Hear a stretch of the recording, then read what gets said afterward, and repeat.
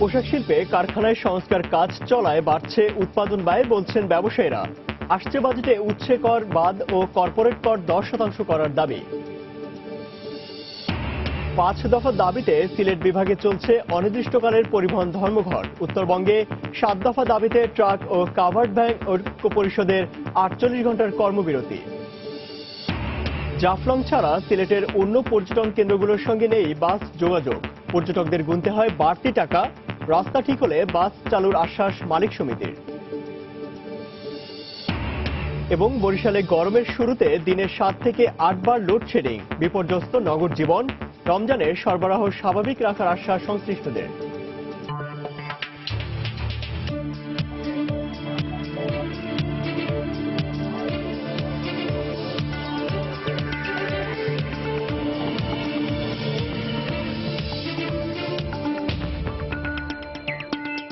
দেখছিলেন শিরোনাম। আমন্ত্রণ জানাচ্ছি দেশ ও দেশের বাইরে অর্থ বাণিজ্যের নানা খবর নিয়ে আমাদের নিয়মিত আয়োজন এসবার বাণিজ্যে।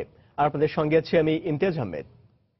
দর্শক, নরসিংদীর গাবতলীতে জঙ্গি আস্তানা সন্দেহে ঘিরে রাখা বাড়ির ভেতর থেকে 5 জঙ্গি আত্মসমর্পণ করেছে। আত্মসমর্পণ করা জঙ্গিদের নরসিংদীর র্যাব 11 এর কার্যালয়ে নিয়ে যাওয়া হয়েছে। সকাল 10টার পরপরই সন্দেহজনক বাড়িটি থেকে এক এক করে বেরিয়ে আসতে থাকে জঙ্গিরা। এ সময় র্যাব সদস্যদের কঠোর নিরাপত্তার সাথে তাদের বাইরে অপেক্ষমান গাড়িতে তুলে দেওয়া হয়। র্যাব জানিয়েছে, জঙ্গি বিরোধী অভিযানের ধারাবাহিকতায় গোয়েন্দা তথ্য অনুযায়ী গতকাল বিকেলে নরসিংদীর গাবতলী এলাকার নির্মাণাধীন এই বাড়িটিতে জঙ্গিরা আত্মগোপন করে আছে এমন সংবাদের ভিত্তিতে বাড়িটি ঘিরে ফেলে পুলিশ ও র্যাব সদস্যরা। স্থানীয়রা জানায়, এ বাড়িটি প্রবাসী মইনুদ্দিনের এবং একতলা ভবনের 2টি ফ্ল্যাটই ভাড়া দেয়া। এদিকে নিরাপত্তার জন্য বাড়িটির চারপাশের 500 গজ পর্যন্ত 144 ধারা জারি করা হয়েছে। দর্শক, নরসিংদীর গাবতলীতে জঙ্গি আস্তানায় অভিযানের বিষয়ে র্যাব 11 এর কার্যালয়ে ব্রিফিং চলছে। আমরা সরাসরি চলে যাচ্ছি সেখানে।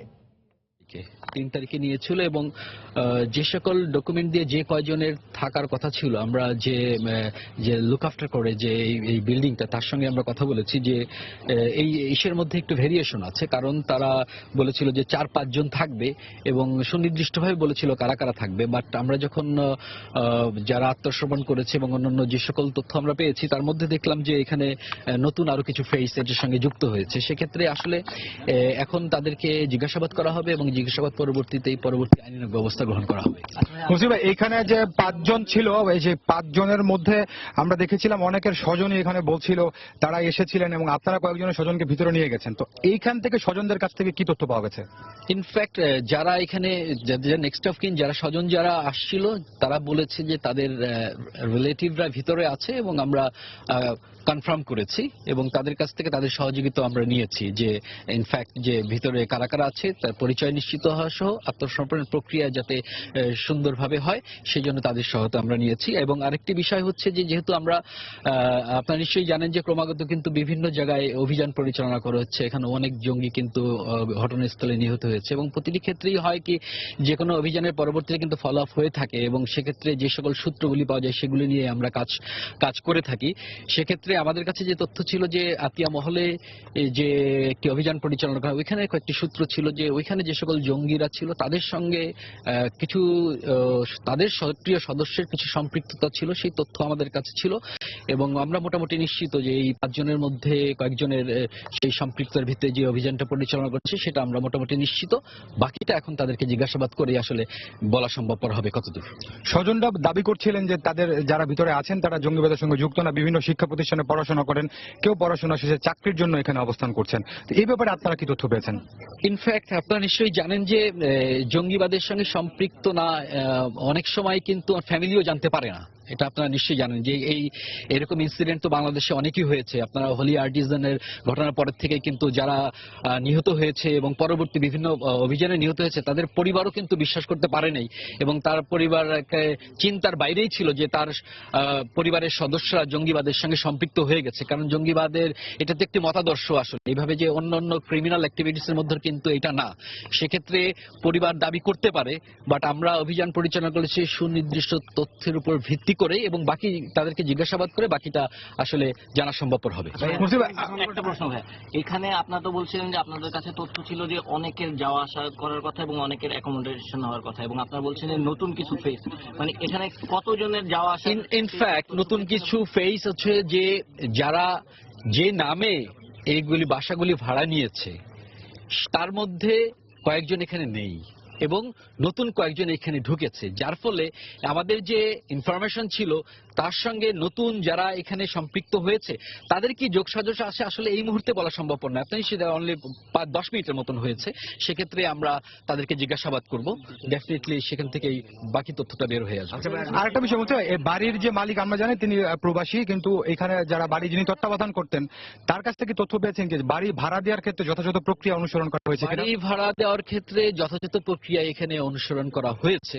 সাধারণত বাড়ি ভাড়ার ক্ষেত্রে এই প্রক্রিয়া তো সবাই অনুসরণ করে থাকে, যে ডকুমেন্টগুলি দেওয়ার কথা থাকে সেই ডকুমেন্টগুলি তারা দেয়, কিন্তু অনেক সময় পরবর্তীতে কিন্তু এই টার্মস এন্ড কন্ডিশনের সঙ্গে কিন্তু পরবর্তীতে মিলে না, সেটাও দেখা গিয়েছে। সেক্ষেত্রে যে ডকুমেন্টগুলি আমরা বাড়িওয়ালার কাছে যেগুলি পাওয়া গিয়েছে সেগুলি আমরা ভেরিফাই করছি। যতদূর আমরা দেখেছি যে তাদেরকে কিছু ডকুমেন্ট দিয়েছে এবং বলেছিল যে এই কয়জন থাকবে, কিন্তু সেটার ভেরিয়েশনটা এখানে আমরা দেখতে পেয়েছি আসলে তাদের মধ্যে কয়েকজন নাই এবং নতুন কয়েকজন আসছে। সেক্ষেত্রে আনুষঙ্গিকভাবে আসলে বাকি যে ডকুমেন্ট আছে এবং অন্যান্য যেসব আছে সবগুলি আমরা দেখবো। আরেকটা বিষয়, সবশেষ প্রশ্ন আমার, এই কোন সংগঠনের সঙ্গে তারা যুক্ত এটা কি জানা গেছে? এখন আসলে এই মুহূর্তে বলা সম্ভবপর নয়, বাট সম্পৃক্ততা আসলে তো এমনিতেই যদি আপনি ব্যাকে নেন তাহলেই তো বোঝা যাচ্ছে যে আমরা যেহেতু আমাদের কাছে ইনফরমেশন ছিল যে আতিয়া মহলে যে সকল জঙ্গিরা ওখানে ছিল তাদের কাছ থেকে যে সূত্র পেয়েছি, যে অভিযানের পরবর্তী যে সূত্র পেয়েছি সেই প্রেক্ষিতে কিন্তু আজকে এই অভিযানটা পরিণত করা হয়েছে। সেক্ষেত্রে আসলে কানেকশনটা ওইভাবে ধরে নিয়েই ভালো। ধন্যবাদ। আপাতত বাহ্যিকভাবে আমরা একটা রুম সার্চ করেছি, সেখানে কোনো অস্ত্র গোলাবারুদের সন্ধান এখনো পাওয়া যায়নি, বাকি রুমটাও সার্চ করা হচ্ছে। দর্শক, নরসিংদীর গাবতলীতে জঙ্গি আস্তানায় অভিযানের বিষয়ে র্যাব 11 কার্যালয়ে ব্রিফিং চলছিল, আমরা সরাসরি ছিলাম সেখানে। ফিরছি অর্থ বাণিজ্যের নিয়মিত খবরে। কয়েক বছর ধরে তৈরি পোশাক শিল্পে চলছে কারখানা সংস্কার কাজ, বাড়ছে পণ্যের উৎপাদন ব্যয়। চলতি অর্থ বছরের প্রথম 10 মাসে এ খাতের প্রবৃদ্ধিও বেশ কম, লক্ষ্যমাত্রার 4 ভাগের মাত্র 1 ভাগ। এমন অবস্থায় আসছে বাজেটে উৎসে কর বন্ধ সহ কর্পোরেট কর 10% করার দাবি পোশাক রপ্তানিকারকদের। এদিকে কারখানা সংস্কার কাজকে সবচেয়ে বেশি গুরুত্ব দিয়ে বাজেটে আলাদা তহবিল গঠনের পরামর্শ দিয়েছেন অর্থনীতিবিদরা। বিস্তারিত জানাচ্ছেন কামরুল হাসান সবুজ। বছরে গার্মেন্টের এলাকা চলতি অর্থ বছরের বাজেট বক্তৃতায় পোশাক খাতের উৎসে কর 1.5% করার প্রস্তাব দিয়েছিলেন অর্থমন্ত্রী, তবে শেষ পর্যন্ত কার্যকর করতে পারেননি। ব্যবসায়ীদের দাবির মুখে তা 0.7% নির্ধারণ করেন। গেল বাজেটে এই পোশাক খাতের কর্পোরেট কর 35% থেকে কমিয়ে 20% করা হয়। কমিয়ে 20% করার প্রস্তাব করছি। এরপর গেল প্রায় 1 বছরে পোশাক শিল্পে হয়েছে অনেক ওঠানামা। গেল অর্থ বছরে যেখানে পোশাক খাতের প্রবৃদ্ধি ছিল 10%-এর বেশি, সেখানে চলতি অর্থ বছরের প্রথম 10 মাসে প্রবৃদ্ধি হয়েছে মাত্র 2.21%। ব্যবসায়ীরা বলছেন বিশ্ববাজারে মন্দা, কারখানা সংস্কার ও উৎপাদন খরচ বেড়ে যাওয়ায় হিমশিম খাচ্ছেন তারা। বড় সমস্যাটা হচ্ছে সেটা হলো গ্যাসের আপনার ছোটখাটো ট্রান্সফার, ছোটখাটো লোড বৃদ্ধি, নতুন কানেকশন, এগুলো কিছুই হচ্ছে না। আমরা কিন্তু কোয়ালিটি বিদ্যুৎটা এখনো পাচ্ছি না। প্রতিদিনই একটা দুটো করে ফ্যাক্টরি বন্ধ হচ্ছে। গত 2 বছরে আমরা প্রায় 1000-এর উপরে ফ্যাক্টরি বন্ধ করেছি, কারণ ছোট এবং মাঝারি শিল্প কিন্তু টিকে থাকতে পারছে না। প্রেক্ষাপট বিবেচনায় আসছে বাজেটে কর আরোপে সুনির্দিষ্ট নির্দেশনা চান ব্যবসায়ীরা, চান গ্যাস বিদ্যুতের নিশ্চয়তা। আগামী অন্ততপক্ষে 2 বছর উৎসে কর কোনো কাটা যাবে না, আর 10% কর্পোরেট ট্যাক্স করতে হবে এবং কমপক্ষে 5% ক্যাশ ইনসেন্টিভ দিতে হবে। এলএনজি মাধ্যমে যে আগামীতে সমস্যার সমাধান করবে, সেই গ্যাসের দাম কি পড়বে, এটা যদি 5-6 গুণ বেড়ে যায় তাহলে এটা কোনোভাবে সাস্টেইনেবল হবে না। এদিকে কারখানা সংস্কার বেশি গুরুত্বপূর্ণ বলে মনে করেন অর্থনীতিবিদরা, তাই বাজেটে আলাদা তহবিল গঠনের প্রস্তাব তাদের। আগামী বাজেটে ছোট কারখানা, সাবকন্ট্রাক্টিং কারখানা অথবা শেয়ার্ড বিল্ডিং এ যে সমস্ত কারখানাগুলো রয়েছে, এই সমস্ত কারখানাগুলো সংস্কারের জন্য সরকার আলাদা একটি ফান্ড গঠন করতে পারেন। এই ফান্ডের থেকে যাতে উদ্যোক্তারা স্বল্প সুদে দীর্ঘমেয়াদে ঋণ নিয়ে যে প্রয়োজনীয় সংস্কার কাজ, এগুলো যাতে তারা সম্পন্ন করার জন্য উদ্যোগী হন। সেই সঙ্গে শিল্প খাতে টেকসই উন্নয়নে দীর্ঘমেয়াদী নীতি সহায়তার দিকে সরকারকে নজর দেওয়ার পরামর্শও তাদের। নীতি ঘোষণা সেটি যেন একটি নির্দিষ্ট। কামরুল হাসান সবুজ, সময় সংবাদ, ঢাকা। সিলেট বিভাগে পরিবহন শ্রমিক ইউনিয়নের ডাকা সকাল 6টা থেকে অনির্দিষ্টকালের পরিবহন ধর্মঘট চলছে। ধর্মঘটের কারণে সকালে সিলেট কেন্দ্রীয় বাস টার্মিনাল থেকে অভ্যন্তরীণ ও দূরপাল্লার কোনো বাস ছেড়ে যায়নি। গত 1 মে সিলেটের বন্দর বাজার এলাকায় পরিবহন শ্রমিকদের মিছিল থেকে বেশ কিছু গাড়ি ভাঙচুর করা হয়। এই ঘটনায় পরিবহন শ্রমিক নেতা সহ বেশ কয়েকজনের বিরুদ্ধে মামলা দায়ের করা হয়। ওই মামলা প্রত্যাহার সহ 5 দফা দাবিতে আজ থেকে অনির্দিষ্টকালের পরিবহন ধর্মঘটের ডাক দিয়েছে সিলেট পরিবহন শ্রমিক ইউনিয়ন। শ্রমিকরা জানিয়েছে, দাবি আদায় না হওয়া পর্যন্ত এ পরিবহন ধর্মঘট চলতে থাকবে।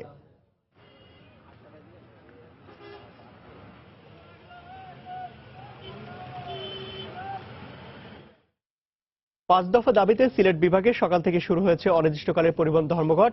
এই মুহূর্তে সিলেট কেন্দ্রীয় বাস টার্মিনাল এলাকায় আছেন রিপোর্টার ইকরামুল কবির।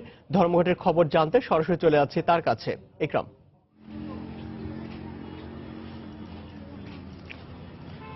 ইমতিয়াজ, আপনি ইতিমধ্যে যেটি বলেছিলেন যে সিলেট বিভাগে অনির্দিষ্টকালের জন্য ধর্মঘটের ডাক দিয়েছে শ্রমিক ইউনিয়ন। এই পরিবহন শ্রমিক ইউনিয়ন তাদের 5টি দাবির মধ্যে মূল যে দাবিটি হচ্ছে গিয়ে 1 মে বন্দরবাজার এলাকা দিয়ে 1 মে শ্রমিক দিবসে একটি মিছিল বের হচ্ছিল এবং মিছিল থেকে অটোরিকশা ভাঙচুর করা হয়, বেশ কিছু অটোরিকশা ভাঙচুর করা হয়। এই অটোরিকশা ভাঙচুরের দায়ে পরিবহন নেতাদের বিরুদ্ধে মামলা দায়ের করা হয়েছিল কোতোয়ালি থানায় এবং এই মামলা প্রত্যাহার সহ 5 দফা দাবিতে তারা ইতিমধ্যে একটি আলটিমেটাম দিয়েছিল 11 নভেম্বর বিভাগীয় কমিশনারের বরাবরে একটি স্মারকলিপি দিয়ে আলটিমেটাম দিয়েছিল, যদি তাদের সেই মামলা প্রত্যাহার করা না হয় তাহলে আজকের থেকে তারা ধর্মঘটে যাবে। কিন্তু গত 18 মে আইনশৃঙ্খলা কমিটির মিটিংয়ে বিভাগীয় কমিশনার অনুরোধ করেছিলেন পরিবহন শ্রমিক নেতা ফরিকের কাছে যে যেহেতু এখন সিলেট অঞ্চলে আপনি জানেন যে একটি বন্যা দুর্গত বিভিন্ন অবস্থার মধ্যে আছে বিভিন্ন লোকজন এবং বিশেষ করে সুনামগঞ্জ, সিলেট এবং হবিগঞ্জে বিভিন্ন জায়গায় ত্রাণ সামগ্রী পৌঁছানো হচ্ছে, ভিজিএফ এর সামগ্রী পৌঁছানো হচ্ছে, তারপরে রমজান উপলক্ষে ডিসিবির পণ্য বিতরণ করা হচ্ছে বিভিন্ন জায়গায়। সবকিছু মিলে এই অবস্থায় যেন তাদের আপাতত ধর্মঘট না ডাকা হয়, আগামীকালকে বিকেল 3টার সময় বিভাগীয় কমিশনার সভা ডেকেছিলেন পরিবহন মালিকদের এবং পরিবহন শ্রমিকদের সাথে এই বিষয়ে একটি ঐক্যমত্যে পৌঁছার জন্য। তার আগেই আজকে সকাল থেকে ধর্মঘটের ডাক দেয় এবং ধর্মঘটের ফলে সিলেট অঞ্চলের যে অভ্যন্তরীণ রুটগুলো আছে উপজেলা পর্যায়ে এবং তারপরে যে দূরপাল্লায় সিলেট থেকে বিভিন্ন দেশের বিভিন্ন প্রান্তে যে যানবাহনগুলো চলাচল করার কথা ছিল, বাস, ট্রাক এবং অন্যান্য যানবাহন সবগুলোই বন্ধ রয়েছে সকাল 6টা থেকে। এবং আমরা সকালে দেখেছি কিছু অটোরিকশা চলছিল। এই মুহূর্তে সিলেটে কোথাও কোনো ধরনের পরিবহন বা কোনো ধরনের গণপরিবহন, কোনো ধরনের যানবাহন আমরা এখন দেখতে পাচ্ছি না। ইমতিয়াজ, এই ছিল সিলেটের বিভাগে পরিবহন ধর্মঘটের সর্বশেষ খবর। দর্শক, 5 দফা দাবিতে সিলেট বিভাগে সকাল থেকে শুরু হয়েছে অনির্দিষ্টকালের পরিবহন ধর্মঘট। আর সে খবর জানাতে সিলেটের কেন্দ্রীয় বাস টার্মিনাল থেকে আমাদের সঙ্গে যোগ দিয়েছিলেন সহকর্মী ইকরামুল কবির। অন্যদিকে 7 দফা দাবিতে উত্তরবঙ্গে ট্রাঙ্ক, লরি ও কাভার্ড ভ্যান সহ পিকআপ মালিক শ্রমিক ঐক্য পরিষদের ডাকে চলছে 48 ঘন্টার কর্মবিরতি। এ কারণে সকাল থেকে রাজশাহীতে বন্ধ রয়েছে সব ধরনের পণ্যবাহী truck, tank, lorry, covered van চলাচল। মালিক সমিতির নেতাকর্মীরা জানান, মহাসড়কে পুলিশ হয়রানি বন্ধ, অবৈধ যান চলাচল বন্ধ ও ড্রাইভিং লাইসেন্স নবায়নের ক্ষেত্রে হয়রানি বন্ধ এবং 2017 সালের সড়ক দুর্ঘটনা নিয়ে খসড়া আইন বাতিল সহ নানা দাবিতে কর্মবিরতি পালন করছেন তারা। এছাড়া 48 ঘন্টার মধ্যে দাবি না মেনে নিলে আরো কঠোর কর্মসূচির হুঁশিয়ারি দেন তারা।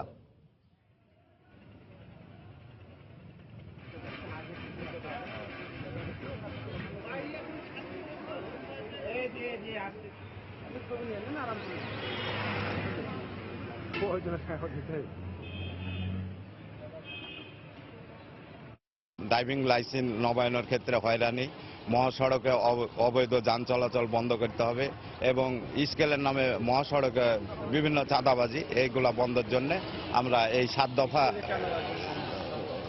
দাবি আদায়ের জন্য আজকে প্রথম আমাদের শুরু হয়েছে। রাস্তায় স্কেলের নামে যে হয়রানি হয় এগুলো বন্ধ করতে হবে এবং আমাদের গাড়ির বাম্পার হুক ব্যাপারে সরকার যে নিষেধাজ্ঞা জারি করতে হবে এগুলোকে উইথড্র করতে হবে। দর্শক, 7 দফা দাবিতে রাজশাহী সহ উত্তরের 16 জেলায় truck, tank, lorry, covered van মালিক শ্রমিক ঐক্য পরিষদের ডাকে দুদিনের কর্মবিরতি শুরু হয়েছে। এই মুহূর্তে কাশিয়াডাঙ্গায় আছেন রিপোর্টার সাইফুর রহমান রকি। সরাসরি চলে যাচ্ছি তার কাছে। রকি।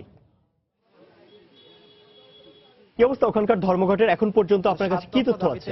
রাজশাহীতে শুরু হয়েছে ট্যাঙ্ক লরি কাভার্ড ভ্যান সমিতির ডাকে 48 ঘন্টার কর্মবিরতি। এই কর্মবিরতি সকাল 6টা থেকে শুরু হয়েছে এবং এটি চলবে 23 তারিখ ভোর 6টা পর্যন্ত।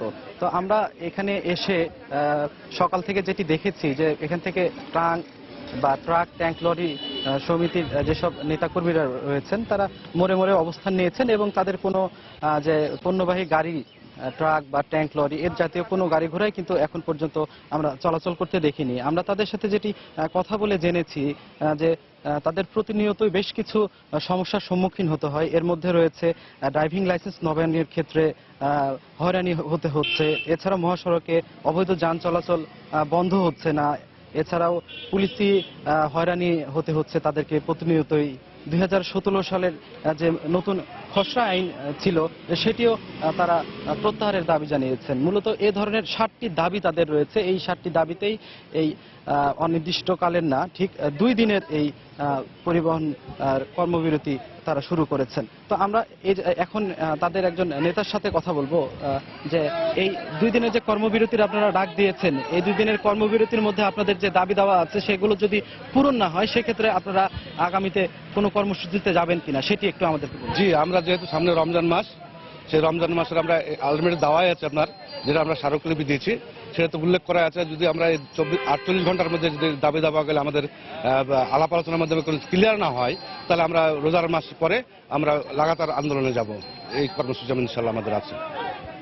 তো শুনছিলেন যে তাদের এই কর্মবিরতি থেকে যদি তাদের 7টি দাবি, এই দাবিগুলো যদি বাস্তবায়ন না হয় বা মেনে নেওয়া না হয় তাহলে তারা আগামীতে আরো কঠোর কর্মসূচি দিবে বলে আমাদেরকে এখন পর্যন্ত জানানো হচ্ছে। তো এখন পর্যন্ত আমরা এমনটাই দেখতে পাচ্ছি যে ট্রাক, ট্যাঙ্ক লরি সহ পণ্যবাহী যে গাড়িগুলো আছে সেগুলো কিন্তু বন্ধ রয়েছে। এই কারণে কিন্তু কিছুটা সমস্যায় পড়তে দেখেছি যে পণ্যবাহী ট্রাক বন্ধ থাকার কারণে। তো এই ছিল আমার কাছে এখন পর্যন্ত ইমতিয়াজ। দর্শক, 7 দফা দাবিতে রাজশাহী সহ উত্তরের 16 জেলায় truck, tank, lorry, covered van মালিক শ্রমিক ঐক্য পরিষদের ডাকে 2 দিনের কর্মবিরতি শুরু হয়েছে। আর সেই খবর জানাতে আমাদের সঙ্গে যোগ দিয়েছেন সহকর্মী সাইফুর রহমান রকি। চলে যাচ্ছি পরের খবরে। আজ সৌদি আরবের রিয়াদে আরব ইসলামিক আমেরিকান সম্মেলনে যোগ দেবেন প্রধানমন্ত্রী শেখ হাসিনা। এর আগে শনিবার রাতে রিয়াদের কিং খালিদ আন্তর্জাতিক বিমানবন্দরে অবতরণ করেন প্রধানমন্ত্রী। বিমানবন্দরে তাকে অভ্যর্থনা জানান সৌদি সরকারের সুরা বিষয়ক প্রতিমন্ত্রী ফয়সাল বিন আবু সাদ ও রিয়াদে নিযুক্ত বাংলাদেশের রাষ্ট্রদূত গোলাম মসিহ। এরপর বিমানবন্দর থেকে মোটর শোভাযাত্রায় প্রধানমন্ত্রী হোটেলে পৌঁছান। বিকেলে king Abdul Aziz international conference হলে আরব ইসলামিক আমেরিকান সম্মেলনে বিশ্বের বিভিন্ন দেশের নেতাদের সঙ্গে আলোচনায় অংশ নেবেন শেখ হাসিনা। সৌদি বাদশাহ সালমান বিন আব্দুল আজিজের বিশেষ আমন্ত্রণে এই সম্মেলনে অংশ নিচ্ছেন প্রধানমন্ত্রী। সম্মেলনে সন্ত্রাসবাদ ও উগ্র জঙ্গিবাদের বিরুদ্ধে বাংলাদেশের দৃঢ় অবস্থানের কথা তুলে ধরবেন প্রধানমন্ত্রী শেখ হাসিনা। আনুষ্ঠানিকতা শেষে প্রধানমন্ত্রী মোটর শোভাযাত্রায় রওনা হন তার সফরকালীন আবাসস্থল। গ্রীষ্ম শুরুর সাথে সাথে বিদ্যুতের লোডশেডিং শুরু হয়েছে বরিশালে। দৈনিক 7 থেকে 8 বারও লোডশেডিং হচ্ছে। এতে বিপর্যস্ত নগরীর মানুষ, বাসাবাড়ি কিংবা ব্যবসা প্রতিষ্ঠান। সমস্যা এখন সবখানে। এই পরিস্থিতিতে এবার রমজানে কি অবস্থা হবে তা নিয়ে চিন্তিত নগরবাসী। তবে রমজানে বিদ্যুৎ ব্যবস্থা স্বাভাবিক রাখার আশ্বাস দিয়েছেন বিদ্যুতের শীর্ষ কর্মকর্তারা। মাহমুদুর নবীর তোলা ছবিতে আরো জানাচ্ছেন ফিরদাউস সোহাগ। বরিশালে এমন কোনো দিন নেই যেদিন লোডশেডিং হচ্ছে না। পিক কিংবা অফ পিক আওয়ার এবং দিন কিংবা রাত লোডশেডিং আছে সব সময়। লোডশেডিং এখন নগরীর মানুষের জীবনের অনেকটা অবিচ্ছেদ্য অংশে পরিণত হয়েছে। আর কদিন পরই শুরু হচ্ছে পবিত্র রমজান মাস। এই অবস্থায় এবার রমজান কিভাবে কাটবে এ নিয়ে চিন্তিত নগরবাসী। 24 ঘন্টায় বহুবার কারেন্ট যায়, আমাদের জীবন অতিষ্ঠ। যেভাবে লোডশেডিং হচ্ছে, সামনে রমজান আসছে, আমরা ইফতার, তারাবি এবং সেহরি নিয়ে খুবই চিন্তিত। তারাফির সালাত, সেহরিতে যেন আমরা ঠিক মতন কারেন্টটা পাই, এই আবেদন আমরা সরকারের কাছে জানাইতেছি। রমজানে নিরবিচ্ছিন্ন বিদ্যুৎ সরবরাহ নিশ্চিত করার দাবি জানিয়েছেন নাগরিক পরিষদ। লোডশেডিং বরিশালের একটা পুরাতন সমস্যা। বর্তমানে এই সমস্যাটা প্রকট রূপ ধারণ করেছে। কর্তৃপক্ষের কাছে দাবি জানাবো যেন রমজানে নিরবচ্ছিন্ন বিদ্যুৎ সরবরাহ করা। অবশ্য বিদ্যুতের কর্মকর্তারা আশ্বাস দিয়েছেন রমজানে বিদ্যুৎ ব্যবস্থা স্বাভাবিক রাখতে নেওয়া হয়েছে যথাযথ ব্যবস্থা। বিদ্যুৎ সরবরাহ স্বাভাবিক রাখার লক্ষ্যে যে করণীয়গুলো আমাদের মেইনটেনেন্স, সাবস্টেশন সংরক্ষণ কাজ আমরা অলরেডি করেছি এবং বাকি কাজ রমজান আগেই সারব। আশা করি যে রমজানের সময় আমরা নিরবচ্ছিন্ন বিদ্যুৎ দিতে পারবো। বরিশাল নগরীতে পিক আওয়ারে বিদ্যুতের চাহিদা 65 মেগাওয়াট, এর বিপরীতে পাওয়া যায় 30 থেকে 35 মেগাওয়াট মাত্র, আর সংযোগ আছে 81,170টি। 33 থেকে 35.6 ডিগ্রি সেলসিয়াস তাপমাত্রা বরিশালে ওঠানামা করছে। এর মধ্যে চলছে বিদ্যুতের ঘন ঘন লোডশেডিং, মানুষের জীবন অতিষ্ঠ হয়ে উঠেছে। যদিও রমজান মাসে নিরবিচ্ছিন্ন বিদ্যুৎ সরবরাহের জন্য সরকারের নির্দেশনা রয়েছে, এখন এই নির্দেশনা কতটা বাস্তবায়ন হয় এটাই দেখার বিষয়। ফিরদাউস সোহাগ, সময় সংবাদ, বরিশাল। একদিকে সরকারি পর্যায়ে প্রয়োজনের তুলনায় এনআইসিউর সংখ্যা অপ্রতুল, অন্যদিকে বেসরকারি হাসপাতালে ইচ্ছেমতো বিল আদায়। নবজাতককে বাঁচাতে শেষ পর্যন্ত মোটা অঙ্কের অর্থ খরচ করতে বাধ্য হন বাবা মা। তবে সাধারণ মানুষের ভোগান্তি কমাতে ও এসব হাসপাতালের বিরুদ্ধে ব্যবস্থা নিতে যে প্রয়োজনীয় লোকবলের দরকার তাও নেই স্বাস্থ্য অধিদপ্তরের। রাজধানীতে সরকারি হাসপাতালের মধ্যে ঢাকা মেডিকেল কলেজ হাসপাতালে নবজাতক নিবিড় পরিচর্যা কেন্দ্র বা এনআইসিউর কোনো খরচ না নেওয়া হলেও স্বায়ত্তশাসিত হাসপাতালগুলোতে খরচ 2 থেকে 5,000 টাকা প্রতিদিন। কিন্তু এ স্বল্প মূল্যে সেবা নিতে যে পরিমাণ এনআইসিউ থাকা প্রয়োজন তা নেই, বরং যা আছে তা অনেকটা রাজধানী কেন্দ্রিক এবং সেখানেও হিমশিম খেতে হচ্ছে হাসপাতালগুলোকে। এনআইসিউতে 35টা বেড আছে, সবগুলো বেডই অকুপাইড থাকে সবসময় এবং কোনো কোনো বেডে 2 জনকেও রাখা হয়, এবং কিছু কিছু পেশেন্টকে ফিরিয়েও দিতে হয়। এখানে 8টা বাচ্চা আমরা শিখি, কিন্তু 8টা বাচ্চা সবসময় থাকে এবং আরো 8টা থেকে 10টা বাচ্চা সিরিয়াল থাকে। তাদের কাউকে আমরা নিতে পারি, কারণ একটা বাচ্চা ভর্তি হলে তো ধরেন 10-15 দিন লাগে তাকে ভালো, তবে অ্যাভারেজ। সরকারি হাসপাতালের এনআইসিউর ঘাটতি অনেকটাই কমাতে পারত বেসরকারি হাসপাতালগুলো, কিন্তু সেখানে বাধা ইচ্ছেমাফিক বিল। লাইফ সাপোর্ট ছিল ওই জায়গায় 4-5 দিন ছিলাম, অনেক কস্টিং ওই জায়গায়। প্রাইভেটে প্রায় 3-4 লাখ টাকার মতো খরচ হয়ে গেছে। 4-5 দিন এরকম আইছে 50,000, 57,000, এখন পার ডে আসতেছে 20 থেকে 30,000। বেসরকারি হাসপাতালগুলোতে দেখা যায় এনআইসিউতে কোনো হাসপাতালে বেড ভাড়া 3,000, কোথাও 9,000। ইনকিউবেটর সাপোর্ট হাসপাতাল ভেদে 600 থেকে 6,000 পর্যন্ত। লাইফ সাপোর্টে খরচ প্রতিদিন 8 থেকে 10,000 টাকা। বেসরকারি হাসপাতাল ভেদে এনআইসিউ সাপোর্টের জন্য প্রতিদিন অন্তত খরচ 12 থেকে 50,000 পর্যন্ত। স্বাস্থ্য অধিদপ্তর বলছে ইচ্ছেমাফিক বিল নেওয়া অনৈতিক, তবে এসব হাসপাতালের বিরুদ্ধে ব্যবস্থা নিতে যে জনবল প্রয়োজন তা নেই অধিদপ্তরের। সারা বাংলাদেশ সামলানোর জন্য 2 জন ডিডি, 4 জন এডি, 3 জন মেডিকেল অফিসার, এই হলো আমার টোটাল জনবল। প্রতিদিনই কাজ করতেছে, কিন্তু চাহিদার তুলনায় আমাদের সার্ভিস এত নগণ্য যে খুঁজে পাওয়া যায় না। তবে ভবিষ্যতের সমস্যা সমাধানে নবজাতক নিবিড় পরিচর্যা কেন্দ্র বাড়ানো ছাড়াও গর্ভবতী মায়েদের গর্ভাবস্থায় সেবা নিশ্চিত ও নবজাতকদের ঝুঁকিমুক্তভাবে জন্ম নেওয়ার উপর জোর দেওয়া হচ্ছে বলে জানান তিনি। সেলিয়া সুলতানা, সময় সংবাদ, ঢাকা। জাফলং ছাড়া সিলেটের অন্য পর্যটন কেন্দ্রগুলোর সাথে নেই বাস যোগাযোগ। পর্যটকদের যেতে হয় ব্যক্তিগত গাড়ি নিয়ে। এতে এক একটি পর্যটন কেন্দ্রের জন্য লেগে যায় 3 থেকে 5,000 টাকা। বাড়তি খরচের কারণে পছন্দের পর্যটন স্পটটি না দেখে ফিরে যান পর্যটকরা। আর জাফলং রোডের বাসগুলো পর্যটকদের যাতায়াতের অনুপযোগী। সমস্যার কথা স্বীকার করে পর্যটন কর্পোরেশন বলছে তাদের পক্ষে বাস নামানো সম্ভব নয়, তবে রাস্তা সংস্কার করলে বাস চালুর আশ্বাস দিয়েছে মালিক সমিতি। দিগেন সিংহের ক্যামেরায় আরো জানাচ্ছেন আব্দুল আহাদ। কবছর আগেও সিলেটের পর্যটন বলতে মাজার, চা বাগান আর জাফলংকেই বোঝাতো। গণমাধ্যমের বদৌলতে বর্তমানে পর্যটন কেন্দ্র দাঁড়িয়েছে 10-এর অধিক। তবে পর্যটন কেন্দ্র বাড়লেও বাড়েনি সুযোগ সুবিধা। জাফলং ছাড়া রাতারগুল, বিছনাকান্দি, ভোলাগঞ্জ, লালাখাল সহ আরও কয়েকটি দৃষ্টিনন্দন স্পটের সাথে নেই বাস যোগাযোগ। ফলে প্রাইভেট গাড়িতে করেই পছন্দের জায়গায় যেতে হয় পর্যটকদের।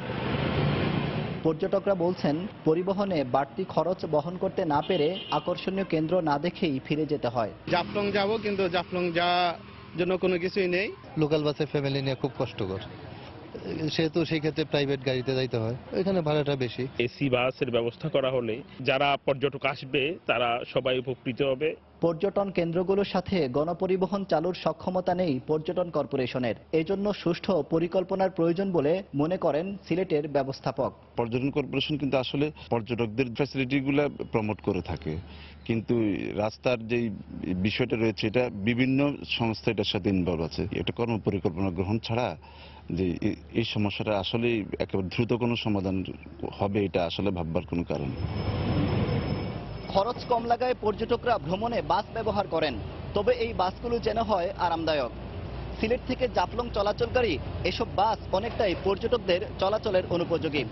তাই এই বাসসহ আরো কয়েকটি বাসে উঠে স্থানীয় যাত্রী ছাড়া পর্যটকদের পাওয়া যায়নি। তারপরও বড় বাস নামানোর পরিকল্পনা নেই মালিক সমিতির। তবে রাস্তা সংস্কার হলে অন্যান্য পর্যটন কেন্দ্রের সাথেও বাস যোগাযোগের আশ্বাস দেন তারা।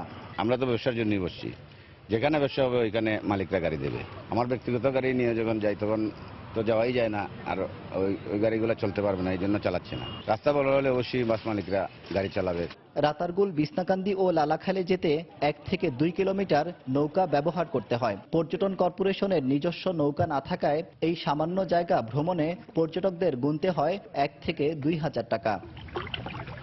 আব্দুল আহাদ, সময় সংবাদ, সিলেট। অন্যান্য দেশের তুলনায় বাংলাদেশের খাদ্য নিরাপত্তা আইন 2013 খুব কম সময়ের মধ্যেই বাস্তবায়ন করা হবে বলে জানিয়েছেন খাদ্যমন্ত্রী অ্যাডভোকেট কামরুল ইসলাম। গতকাল রাজধানী ইঞ্জিনিয়ার্স ইনস্টিটিউশন অব বাংলাদেশ IEB-তে এক সেমিনারে এসব কথা বলেন মন্ত্রী। এ সময় প্রক্রিয়াজাত বিভিন্ন খাবার নিরাপদভাবে তৈরি করার জন্য উৎপাদকদের নির্দেশ দেন মন্ত্রী। বাংলাদেশের খাদ্য নিরাপত্তার বর্তমান পরিসংখ্যান ও ভবিষ্যতের চ্যালেঞ্জ শীর্ষক সেমিনারে আয়োজন করে IEB-র কৃষি কৌশল বিভাগ।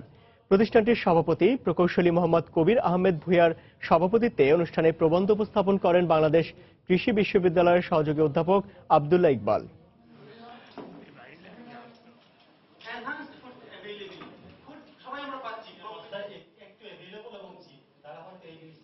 আপনারা খাদ্য উৎপাদন যে করেন, উৎপাদন করার ক্ষেত্রে যে সমস্ত উপাদান ব্যবহার করেন সেই উপাদানগুলো সিকিউরড কিনা, প্যাকেটজাত করেন, বাজারজাত করেন, সবকিছুতে সিকিউরড কিনা, এবং খাবার টেবিল পর্যন্ত সিকিউরড খাবার আসছে কিনা সেটা হচ্ছে আমাদের বিধান লক্ষ্য রাখা। আমরা বাংলাদেশকে সেই অবস্থায় আনতে চাই যে এখানে মানুষও রাস্তার খাবার নিশ্চিন্তে খাবে। এমন একটা আইন যা আন্তর্জাতিক বিশ্বের সাথে, আধুনিক বিশ্বের সাথে তাল মিলিয়ে সুন্দর একটা আইন, যেটা একটা সমস্ত কিছুকে একটা আমব্রেলার মধ্যে নিয়ে এসে একটা সুন্দর একটা আইন তৈরি করা হচ্ছে, যে আইনটা সম্পূর্ণভাবে কার্যকর করতে ওই সমস্ত দেশে বেশি সময় লেগেছে, কিন্তু আমাদের দেশে এত বেশি সময় লাগবে না আমি বিশ্বাস করি।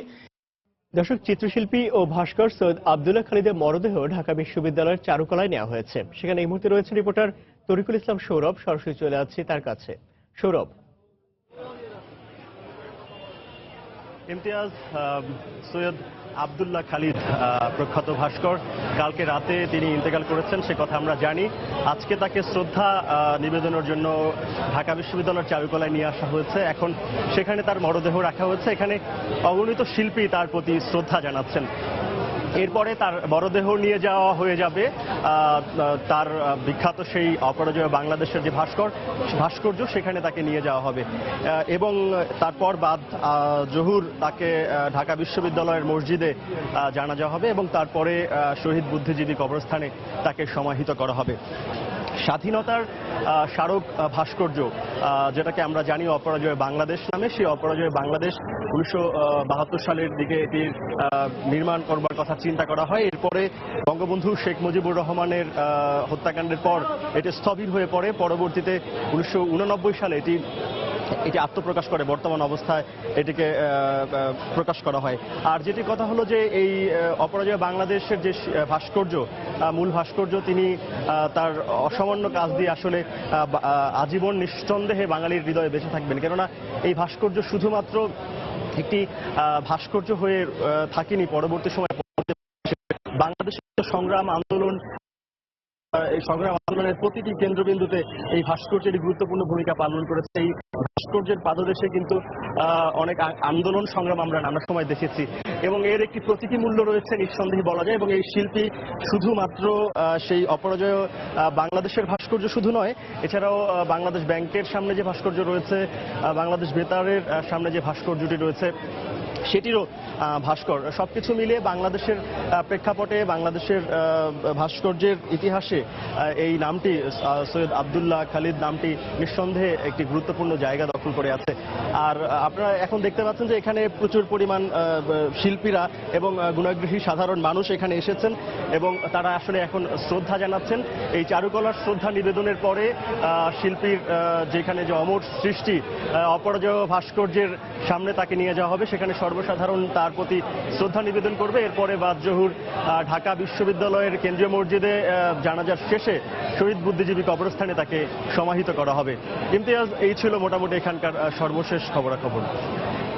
দর্শক, চিত্রশিল্পী ও ভাস্কর সৈয়দ আব্দুল্লাহ খালিদের মরদেহ ঢাকা বিশ্ববিদ্যালয়ের চারুকলায় নেওয়া হয়েছে। সেখানকার সেই খবরাখবর জানাতে আমাদের সঙ্গে যোগ দিয়েছিলেন সহকর্মী তৌকিরুল ইসলাম সৌরভ। নিত্য প্রয়োজনীয় পণ্য ভ্যাটের আওতার বাইরে রাখায় নতুন ভ্যাট আইন বাস্তবায়ন হলে সাধারণ মানুষের জীবনে কোনো নেতিবাচক প্রভাব পড়বে না বলে দাবি করেছে এনবিআর এর চেয়ারম্যান মোহাম্মদ নজিবুর রহমান। ভ্যাট আইন 2012 বাস্তবায়নের সাফল্য ব্যবসায়ীদের সহায়তার উপর নির্ভর করবে উল্লেখ করে এনবিআর চেয়ারম্যান আরো বলেন, ভ্যাটের হার ও টার্নওভার ট্যাক্সের বর্ধিত সীমা কত হবে সেটা অর্থমন্ত্রী বাজেট বক্তৃতায় জানাবেন। রাজধানী কাকরাইলে আইডিইবি ভবনে নতুন ভ্যাট আইন বাস্তবায়ন নিয়ে আয়োজিত এক মতবিনিময় সভায় এনবিআর চেয়ারম্যান একথা বলেন। সভায় এনবিআর সদস্য ব্যারিস্টার জাহাঙ্গীর হোসেন বলেন, নতুন আইনে উৎপাদন থেকে বিক্রি পর্যন্ত প্রতিটি পর্যায়ে উপকরণ কর রেয়াতের সুবিধা থাকায় পণ্যের দাম বাড়বে না।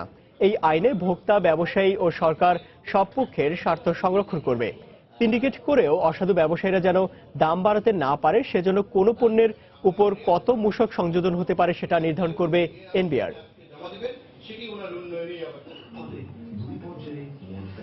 নতুন আইনে সাধারণ মানুষের জীবন স্পর্শ করে এমন সব বিষয়ে অব্যাহতি দেওয়া আছে। এই আইন আসলে উইন উইন উইন সিচুয়েশন তৈরি করবে, অর্থাৎ এখানে জনগণ জিতবেন, ব্যবসায়ীরা জিতবেন, রাজস্ব ব্যবস্থায় উন্নতিও হবে। মাননীয় মন্ত্রী যখন বাজেট উপস্থাপন করবেন মহান সংসদে, তখন রেট এবং এই জাতীয় বিষয় সম্পর্কে আপনাদের মধ্যে যে এখন অস্পষ্টতা রয়ে গেছে সবগুলি দূর হবে। প্রাইভেট পাবলিক পার্টনারশিপ পিপিপিতে বরাদ্দ 300 থেকে বাড়িয়ে ন্যূনতম $1200 কোটি করার পরামর্শ দেওয়া হয়েছে। গতকাল রাজধানীর লেকশোর হোটেলে পিপিপি কর্তৃপক্ষ ও বাংলাদেশ ওয়াটারমার্ক MCAL এর যৌথ আয়োজনে পিপিপি বিনিয়োগের চ্যালেঞ্জ মোকাবেলায় করণীয় শীর্ষক বৈঠকে এ পরামর্শ দেন বক্তারা। অনুষ্ঠানের সভাপতি প্রধানমন্ত্রীর কার্যালয়ের এসডিজি সমন্বয়কারী মোহাম্মদ আবুল কালাম আজাদ বলেন, পিপিপি প্রকল্পে সফলতার মুখ দেখতে বিশ্বের অনেক দেশের মতো বাংলাদেশকেও অপেক্ষা করতে হয়েছে। তবে এখনো কিছু প্রতিবন্ধকতা রয়েছে যা দূর করতে কাজ করা হচ্ছে। এ সময় বক্তারা আরো বলেন, প্রকল্প বাস্তবায়নে পিপিপিতে সরকারি বেসরকারি বিনিয়োগকারী প্রতিষ্ঠানগুলোকে এগিয়ে আসতে হবে।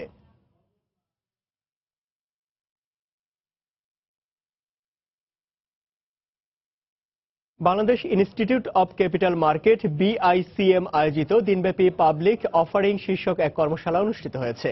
গতকাল BICM এর মাল্টিপারপাস হলরুমে এই কর্মশালার সমাপনী পর্ব অনুষ্ঠিত হয়। এতে প্রধান অতিথি হিসেবে উপস্থিত ছিলেন অর্থ মন্ত্রণালয়ের সিনিয়র সচিব হেদায়েতুল্লাহ আল মামুন NDC। অনুষ্ঠানে সভাপতিত্ব করেন প্রতিষ্ঠানটির নির্বাহী সভাপতি মোহাম্মদ আব্দুল্লাহ মান্নান জোয়ারদার। কর্মশালায় BICM কর্তৃক পরিচালিত post graduate diploma in capital মার্কেটের বিভিন্ন ব্যাচের 93 জন শিক্ষার্থী অংশ নেন।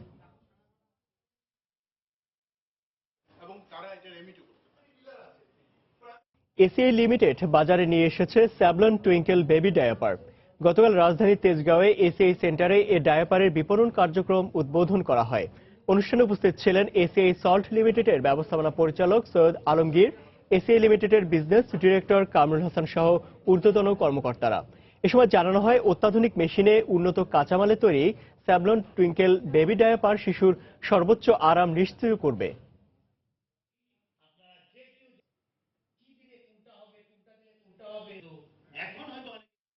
ব্র্যাক ব্যাংক সমকাল সাহিত্য পুরস্কার 2016 পেয়েছেন আহমদ রফিক, জ্যোতিপ্রকাশ দত্ত এবং মাঝহার সরকার। গতকাল বঙ্গবন্ধু আন্তর্জাতিক সম্মেলন কেন্দ্রে এক অনুষ্ঠানে বিজয়ীদের নাম ঘোষণা করা হয়। অনুষ্ঠানে প্রধান অতিথি হিসেবে উপস্থিত ছিলেন অর্থমন্ত্রী আবুল মাল আব্দুল মুহিত। অন্যান্যদের মধ্যে দৈনিক সমকালের প্রকাশক AK আজাদ ও সম্পাদক গোলাম সরোয়ার এবং ব্র্যাক ব্যাংকের ব্যবস্থাপনা পরিচালক ও প্রধান নির্বাহী সেলিম আরেফ হোসেন উপস্থিত ছিলেন। প্রবন্ধ, আত্মজীবনী, ভ্রমণ ও অনুবাদ শ্রেণী ও কথা সাহিত্য শ্রেণীতে বিজয়ীরা পুরস্কার হিসেবে 2 লাখ টাকা এবং হুমায়ুন আহমেদ তরুণ সাহিত্য পুরস্কার বিজয়ী মাঝহার সরকারকে দেয়া হয় 1 লাখ টাকা। প্রত্যেক বিজয়ীকে ক্রেস্ট ও সম্মাননাপত্র প্রদান করেন অতিথিরা।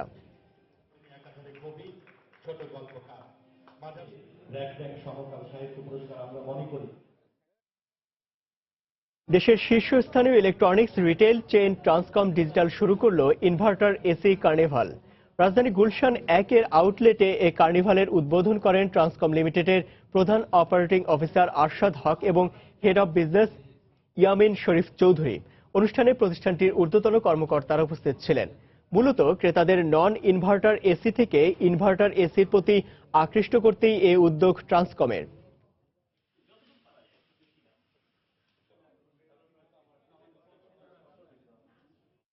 দর্শক, এবার জানিয়ে দেব ঢাকা স্টক এক্সচেঞ্জের লেনদেন পরিস্থিতি। চলে যাচ্ছে ডিএসসি অফিসিয়াল ওয়েবসাইটে। সকাল থেকে এখন পর্যন্ত আমরা লেনদেনের যে পরিস্থিতি দেখতে পাচ্ছি তাতে ঢাকা স্টক এক্সচেঞ্জের প্রধান 3টি সূচকের মধ্যে 2টো সূচকই কিন্তু আমরা দেখতে পাচ্ছি নিম্নমুখী প্রবণতার মধ্য দিয়েই লেনদেন চলছে। শুরুতে যদি আমি জানিয়ে দিই, ঢাকা স্টক এক্সচেঞ্জের ডিএসসি এক্স ইন্ডেক্স এই সূচকটি এখন পর্যন্ত 7 পয়েন্টেরও বেশি কিন্তু হারিয়েছে এবং অবস্থান করছে যথারীতি 5392 পয়েন্টে। তবে কিছুটা ঊর্ধ্বমুখী প্রবণতা রয়েছে ডিএসসি এস সূচক, এখানে 0.14 পয়েন্টের মতো বেড়েছে এবং অবস্থান করছে 1255 পয়েন্টে। তবে নিম্নমুখী প্রবণতা রয়েছে ডিএসসি 30 ইন্ডেক্স, এখানে আমরা দেখতে পাচ্ছি 2.7 পয়েন্টের মতো হারিয়েছে এবং অবস্থান করছে 1989 পয়েন্টে। অর্থাৎ ঢাকা স্টক এক্সচেঞ্জের 3টি সূচকের মধ্যে 2টি সূচকই কিন্তু আমরা দেখতে পাচ্ছি নিম্নমুখী প্রবণতার মধ্যে রয়েছে। আমি যদি এখন পর্যন্ত লেনদেনের টাকার অঙ্কে কি পরিমাণ লেনদেন হয়েছে সেটি জানিয়ে দেই, তাহলে শুরুতে আমরা দেখতে পাচ্ছি 221 কোটি টাকার লেনদেন এখন পর্যন্ত হয়েছে মাত্র, অর্থাৎ অনেকটাই কম লেনদেন হচ্ছে কিন্তু আজকের, আমরা যার প্রমাণ কিন্তু আমরা সূচকে দেখতে পেয়েছি। এখন পর্যন্ত কোন কোন প্রতিষ্ঠান কি অবস্থানে রয়েছে যদি দেখি, তাহলে যেই প্রতিষ্ঠানগুলো দর বেড়েছে তার মধ্যে রয়েছে 46টি প্রতিষ্ঠান, দর কমেছে 60টি প্রতিষ্ঠান এবং দর অপরিবর্তিত রয়েছে 42টি প্রতিষ্ঠানের। আমরা টপ 20 শেয়ারের তালিকা একটু দেখে নিই। অর্থাৎ টাকার অঙ্কে সর্বোচ্চ এখন পর্যন্ত যে প্রতিষ্ঠানগুলো উপরের দিকে রয়েছে সেখানে আমরা দেখতে পাচ্ছি ইফাদ অটোস, এই প্রতিষ্ঠানটি 135 টাকায় সর্বশেষ লেনদেন হচ্ছে এবং 138 টাকায় সর্বোচ্চ এবং 135 টাকায় কিন্তু সর্বনিম্ন লেনদেন করছে এই প্রতিষ্ঠানটি। যদিও গতকাল আমরা দেখেছি 137 টাকা 40 পয়সায় কিন্তু লেনদেন করেছে তালিকার 1 নম্বরে থাকা এই প্রতিষ্ঠানটি। তালিকার পরবর্তী অবস্থান অর্থাৎ পিটিএল রয়েছে তালিকার 2 নম্বরে 32 টাকা 80 পয়সার দর নিয়ে, সর্বোচ্চ দর 33 টাকা 40 পয়সা এবং সর্বনিম্ন 32 টাকা 70 পয়সা লেনদেন করলেও গতকাল আমরা দেখেছি একই দরে কিন্তু লেনদেন করতে, অর্থাৎ 32 টাকা 70 পয়সায় কিন্তু এই প্রতিষ্ঠানটি লেনদেন করেছে। তালিকার পরবর্তী অবস্থান অর্থাৎ 3 নম্বরে বিডিকম 38 টাকা 50 পয়সার দর নিয়ে তালিকার 3 নম্বর অবস্থান করছে। সর্বোচ্চ আমরা দেখতে পাচ্ছি 39 টাকা এবং সর্বনিম্ন দেখতে পাচ্ছি 38 টাকায় কিন্তু লেনদেন করছে তালিকার 3 নম্বরে থাকা বিডিকম প্রতিষ্ঠানটি। তালিকার পরবর্তী অবস্থান অর্থাৎ 4 নম্বরে আইডিএলসি 72 টাকা 20 পয়সার দর নিয়ে তালিকার 4 নম্বর অবস্থান করছে এবং সর্বোচ্চ দর এখন পর্যন্ত 72 টাকা 60 পয়সা এবং সর্বনিম্ন 71 টাকা 70 পয়সা লেনদেন করছে তালিকার 4 নম্বরের এই প্রতিষ্ঠানটি। পরবর্তী অবস্থান জানিয়ে দিচ্ছে, অর্থাৎ 5 নম্বরে রয়েছে আইসিবি সেকেন্ড মিউচুয়াল ফান্ড, এটি 12 টাকা দর নিয়ে তালিকার 5 নম্বর অবস্থান করছে, 12 টাকা 30 পয়সা সর্বোচ্চ দর এবং 11 টাকা 70 পয়সা সর্বনিম্ন দরে লেনদেন করছে। বিএসসি রয়েছে তালিকার 6 নম্বরে 601 টাকা 50 পয়সা দর নিয়ে, যদিও 605 টাকা পর্যন্ত সর্বোচ্চ দর এবং 600 টাকা কিন্তু সর্বনিম্ন দর নেমেছিল তালিকার 6 নম্বরে থাকা এই প্রতিষ্ঠানটি। আমরা দেখতে পাচ্ছি পরবর্তী অবস্থান জিহান স্পিনিং 25 টাকা 80 পয়সা দর নিয়ে 8 নম্বরে অবস্থান করছে এবং সর্বোচ্চ দর 26 টাকা, সর্বনিম্ন 25 টাকা 80 পয়সা। 8 নম্বরে এই প্রতিষ্ঠানটি। রিজেন্ট টেক্সটাইল রয়েছে 9 নম্বরে এবং সাজিবাজার পাওয়ার কোম্পানি লিমিটেড রয়েছে তালিকার 10 নম্বরে 142 টাকার দর নিয়ে। তো মোটামুটি ঢাকা স্টক এক্সচেঞ্জের টপ 20 শেয়ারের তালিকার প্রথম 10টি অবস্থান জানিয়ে দিচ্ছিলাম। আবারও জানিয়ে দিচ্ছি সমর বাণিজ্যের শিরোনামগুলি। পোশাক শিল্পে কারখানা সংস্কার কাজ চলায় বাড়ছে উৎপাদন ব্যয়, বলছেন ব্যবসায়ীরা। আসছে বাজেটে উচ্ছে কর বাদ ও কর্পোরেট কর 10% করার দাবি। 5 দফা দাবিতে সিলেটি বিভাগে চলছে অনির্দিষ্টকালের পরিবহন ধর্মঘট। উত্তরবঙ্গে 7 দফা দাবিতে ট্রাক ও কাভার্ড ভ্যান ঐক্য পরিষদের 48 ঘন্টার কর্মবিরতি। জাফলং ছাড়া সিলেটের অন্য পর্যটন কেন্দ্রগুলোর সঙ্গে নেই বাস যোগাযোগ। পর্যটকদের গুনতে হয় বাড়তি টাকা, রাস্তা ঠিক হলে বাস চালুর আশ্বাস মালিক সমিতির। এবং বরিশালে গ্রীষ্মের শুরু থেকেই দিনে 7 থেকে 8 বার লোডশেডিং, বিপর্যস্ত নগর জীবন। রমজানে সরবরাহ স্বাভাবিক রাখার আশ্বাস সংশ্লিষ্টদের। এই ছিল সময় বাণিজ্যে। যে কোনো খবর পেতে ভিজিট করুন সময়নিউজ.টিভি আর সঙ্গে থাকুন সময়।